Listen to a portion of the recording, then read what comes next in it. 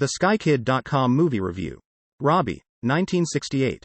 Robby is an American film released more than 50 years ago. During the years, it has achieved classic status as if to remind the world what U.S. films once were before everything went mainstream Hollywood. The best way to describe the film is to say that it is heavily influenced by the story of Robinson Crusoe, and some may even argue that Robby is its modern remake, with a younger cast and a more idealistic setup. During a sea storm, a National Geographic writer and his spouse place their 9-year-old son, Robby, in a small lifeboat hoping to rescue him. Exhausted, the boy falls asleep on the boat and wakes up on the shore of a lush tropical island. All alone, he is trying to apply the knowledge of self-survival, remembering the story of Robinson Crusoe that was read to him by his father. While exploring the island, Robby falls into a river, and not being able to swim, he seems to be doomed.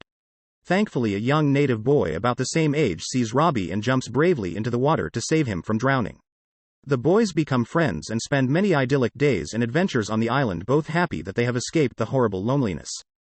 It should be said that the time frame by which this was written made the movie have a deeper meaning than viewed today. It was released in 1968 when America was in the final throes of racial division.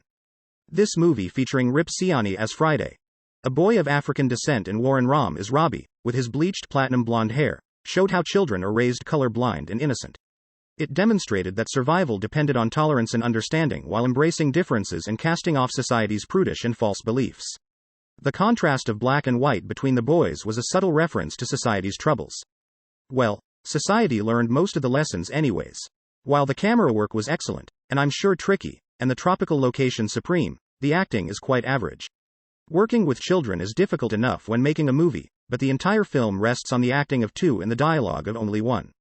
There are periods where eye-to-camera avoidance was obvious and dialogue seemed to run a little long and insincere. The film is overall good in its message, and the interaction between the boys was wholesome and delightful. Much of the film occurs after Robby sheds his need for clothing, so if you are a prude, you will not be happy with the naturalist atmosphere of the movie. The beautiful music score by Christopher Young and the emphasis on the natural tropical wonders found in the Caribbean further enhance this wonderful production. Given the climate and the nature of the filming, it had to be a very difficult shoot. The sand alone makes things difficult. It shows set-up tracks, so there is much to do in neutralizing the evidence of the camera crew's presence. Not to mention it gets into everything, especially with the constant onshore breeze. The sky and lighting also change rapidly there, and the tropical nature means rain is coming at any moment. I'm sure it meant there was a lot of waiting and a lot of setup and anticipation only to be postponed by weather. Upon its initial release, Robby received widely positive reviews from critics. Bob Salmaggi, of Winds, New York, called the film enchanting, a heartwarming masterpiece.